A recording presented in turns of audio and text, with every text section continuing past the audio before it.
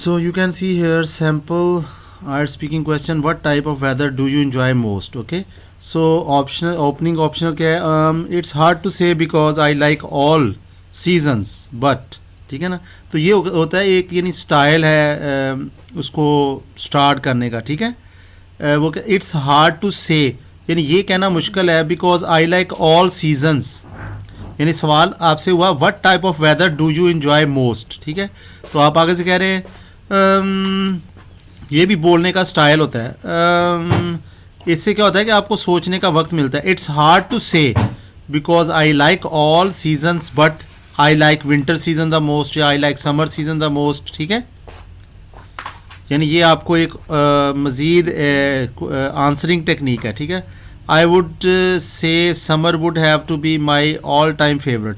तो ये ज़रा डिफ़िकल्ट स्ट्रक्चर लिखा है, तो आप सिंपली कहेंगे कि summer is my favourite season. क्या कहेंगे आप, यानी इजी भी आप कर सकते हैं आप, यानी ये आपके लिए है, summer is my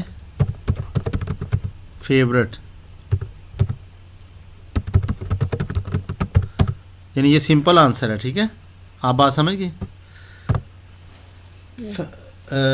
summer is my favourite season, यहाँ से इसको नीचे ले आते हैं, ये आपका आंसर हो गया, ठीक है।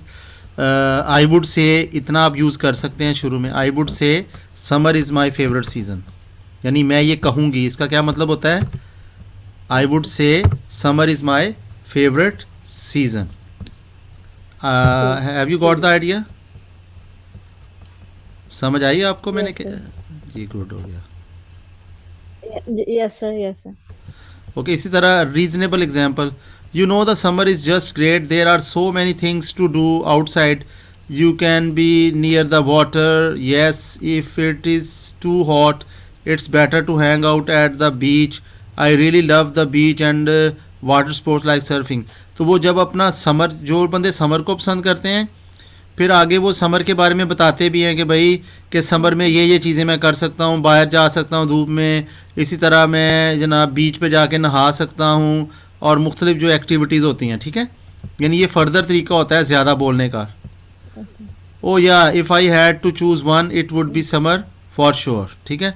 तो अगर आप कहीं पे बात को एंड कर रहे हैं तो सिंपली आप कह देंगे, ठीक है ना।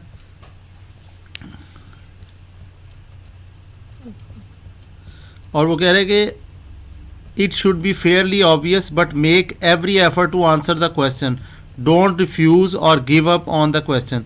कोई भी किसी भी क्वेश्चन में हमने ये नहीं कहना कि मैं जी आंसर नहीं दे सकता, ठीक है।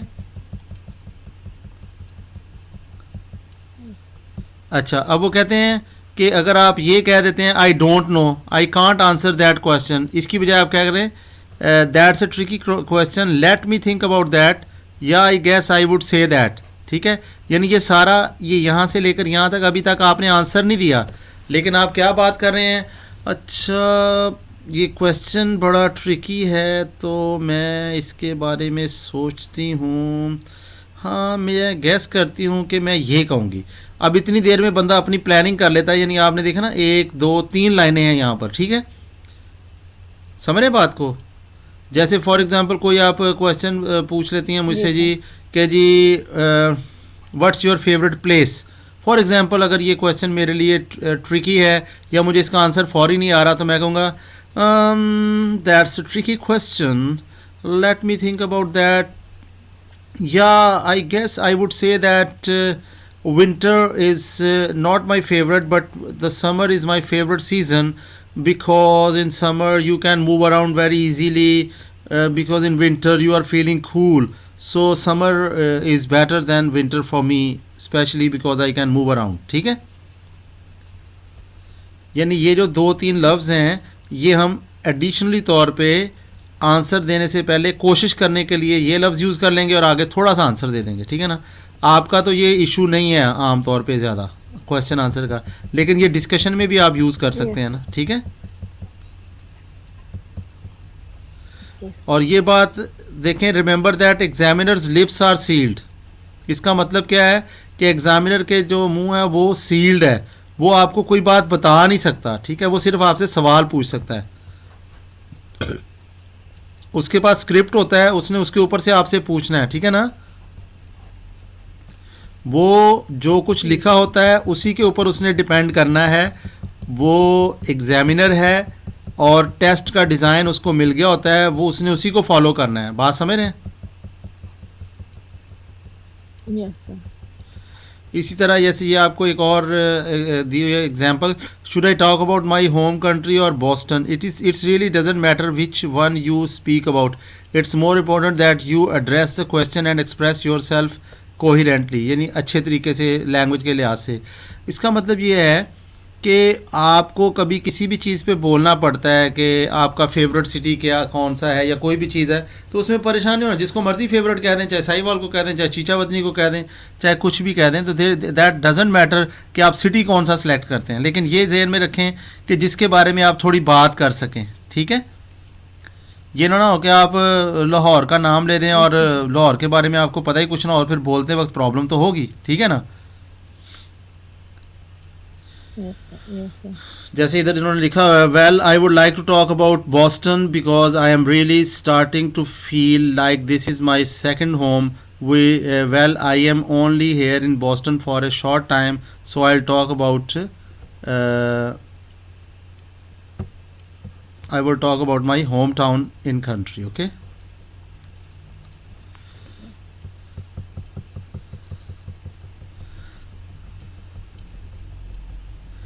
वो दूसरा कह रहे हैं get in the habit of answering the question why. Why का मतलब होता है रीज़न, ठीक है। ये आपको वाई मैंने रीज़न सिखाया भी हुआ है कि जब क्वेश्चन वाई के साथ हो तो आपने क्या बताना है। जब वाई होता है तो क्या करते हैं हम,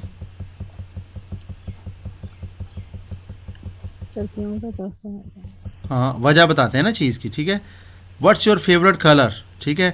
उसने सवाल किया what's blue, I think examiner why, I don't know I just like it. देखें आगे से बंदा क्या कह रहा है, I don't know I just like it, लेकिन जो बेटर आंसर है वो क्या है, what's your favourite colour, candidate blue, I think या blue because it reminds me of the ocean and the sky, I feel calm when I see the color blue, I also like to wear blue, it looks good on me. So as a A1 student you can manage simply, my favorite color is blue and I try to wear mostly blue color, ठीक है। Okay, sir. I mostly wear blue color dresses, ठीक है। I like blue color, या जो भी colour आप पसंद करते हैं। जी अहमद आप तशरीफ़ ला चुके हैं।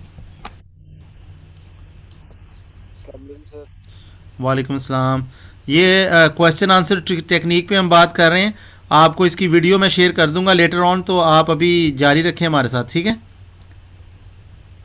अब इसी तरह कहते हैं कि इम्प्लीमेंट की फ्रेजेस स्ट्रेटजिकली, कि ये क्या होता है कि की फ्रेजेस, ये ऐसी फ्रेजेस होती हैं कि जो आप मोस्टली यूज़ कर सकते हैं जब भी आप बोलते हैं। जैसे ये कुछ इन्होंने दी हुई हैं कि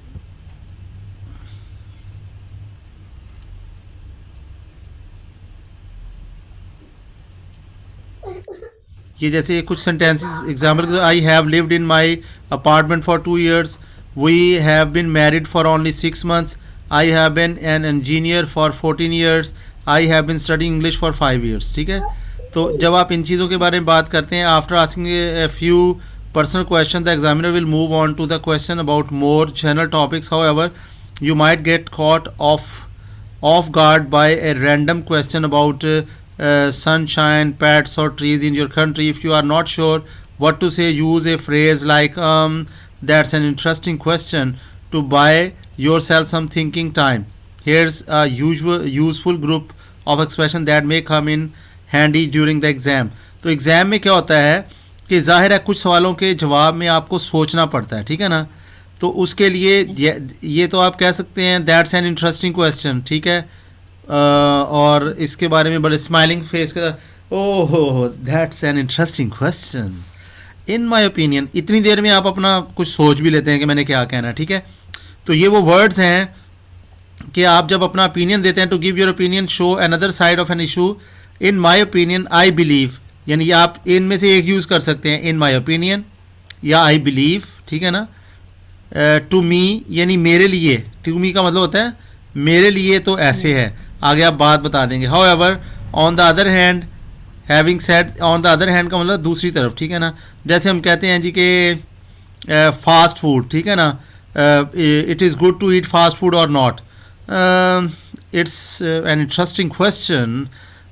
In my opinion, fast food is so smart for you because when you don't have time, you can eat fast food very easily. You just order and get the fast food. Okay?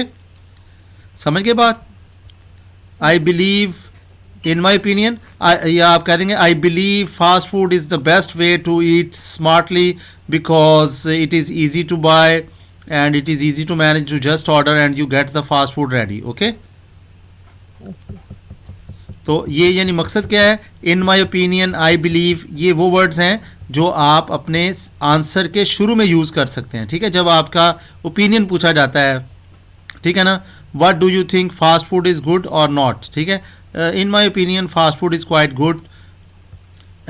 If you didn't hear understand something, excuse me could you say that again, ठीक है, ये आप सवाल को, sir please repeat the question, ठीक है, excuse me could you say that again, can you repeat the question please. तो ये आप एक्सप्रेशंस यूज़ कर सकते हैं किसी भी क्वेश्चन आंसर सेशन में. तो ये आपका कॉन्फिडेंस भी शो करता है, ये कह जाए कि आप परेशान हो जाएं कि जी ओ यार अब मैं एग्जामिनर को कुछ कहूँ या ना कहूँ.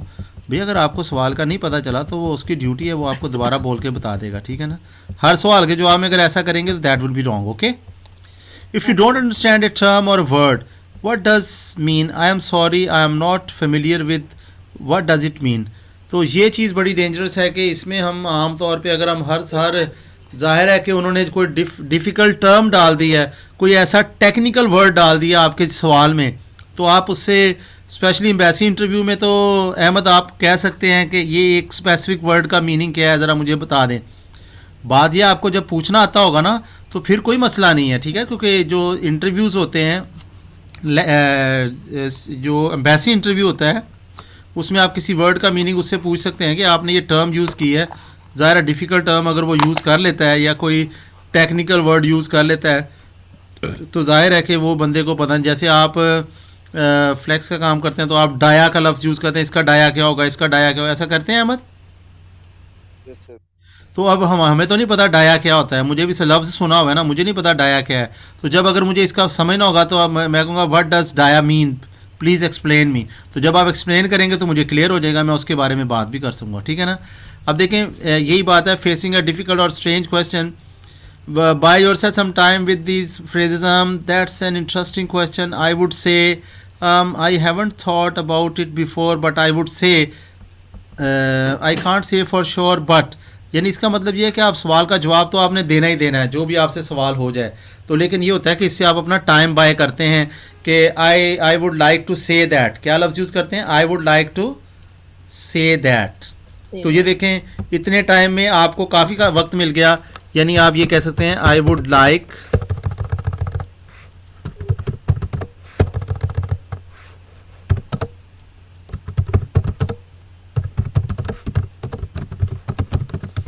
आगे जो भी कहना है, ठीक है ना, I would like to say that, ठीक है. और इससे पीछे आपने ये भी सीखा है इन माई ओपिनियन, इनमें से कोई भी आप यूज़ कर सकते हैं. अगर पिछले सवाल में आपने I would like to say that use किया है तो अगले में आप इन माई ओपिनियन यूज़ कर लें, ठीक है, और उससे अगले में आप आई बिलीव यूज़ कर लें. सबसे आसान और क्या है जी, आई थिंक, ठीक है. I think. Yes, sir. तो ये देखें I would like to say that, in my opinion, I believe, I think. तो ये आप आपस में जब सवाल जवाब करते होते हैं ना तो ये आप इरादतन यूज़ किया करें ताकि आपको आदत पड़ जाए. उससे क्या होता है कि आपको थोड़ा टाइम मिल जाता है ना, एक लम्हा 2 लम्हे, और एक लम्हा ही काफ़ी होता है बंदे को किसी भी चीज़ के बारे में सोचने के लिए, ठीक है. Yes, sir.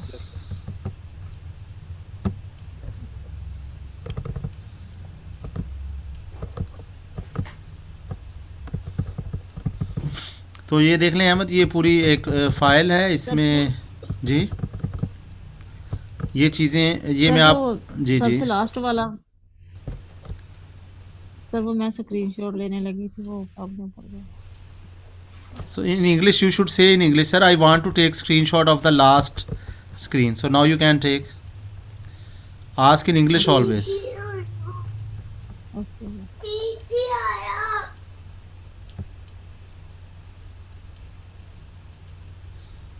ले ली स्क्रीनशॉट? Yes sir. आपको स्क्रीन नज़र आ रही है? Yes sir.